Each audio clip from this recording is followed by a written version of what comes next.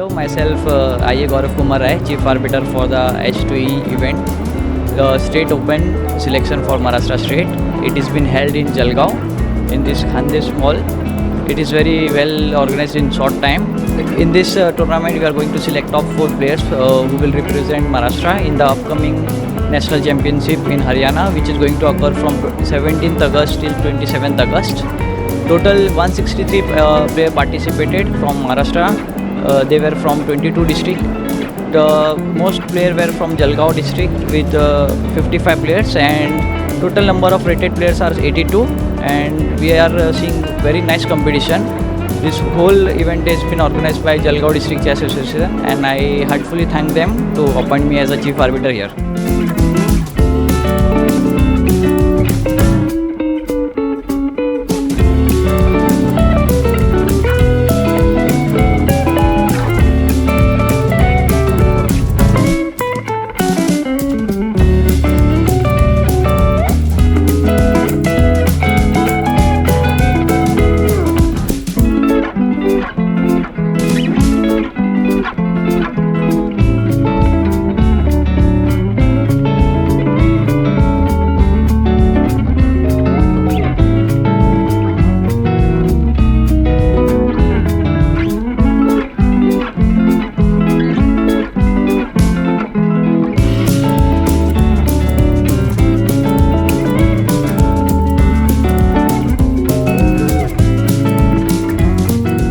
नमस्कार, मी Praveen Thackeray, H2E power system limited Maharashtra state ओपनचे चॅम्पियनशिप या स्पर्धेत डेप्युटी ऑर्बिटर म्हणून काम करत आहेत. या स्पर्धेमध्ये एकूण 163 खेळाडूंनी जवळपास 22 जिल्ह्यातील खेळाडूंनी सहभाग नोंदवलेला आहे.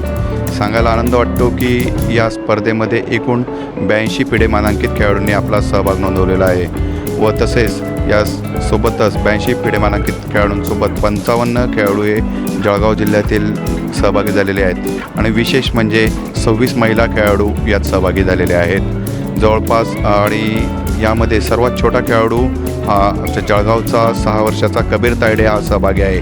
तर सर्वात वयोवृद्ध खेळाडू म्हणून 78 वर्षाचे अहमदनगरचे विजय कुलकर्णी या स्पर्धेत सहभागी आहेत. 25 तारखेपासून तर 28 तारखेपर्यंत या स्पर्धांचे आयोजन हे या ठिकाणी खानदेश सेंट्रल स्टेशन रोड या ठिकाणी जळगावमध्ये आयोजित करण्यात आहे.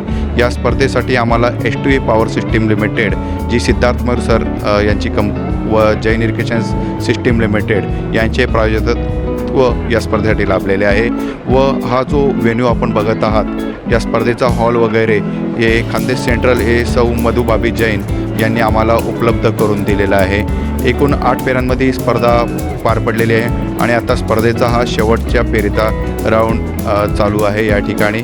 आणि खेळाडूची राहण्याची व्यवस्था आम्ही प्रथमच प्रत्येक जिल्ह्यातून जे काही निवड झालेले खेळाडू आहेत त्या खेळाडूंची निवास व्यवस्था आम्ही या ठिकाणी शहरातल्या हॉटेल्समध्ये करण्यात आलेली आहे, जेणेकरून खेळाडूंना जवळपास येण्या जाण्यासाठी जास्त लांब राहावं लागणार नाही. ही व्यवस्था करण्याचा आम्ही आमच्या जळगाव जिल्हा बुद्धिबळ संघटना व जैन स्पोर्ट्स अकॅडमीने हा प्रयत्न केलेला आहे.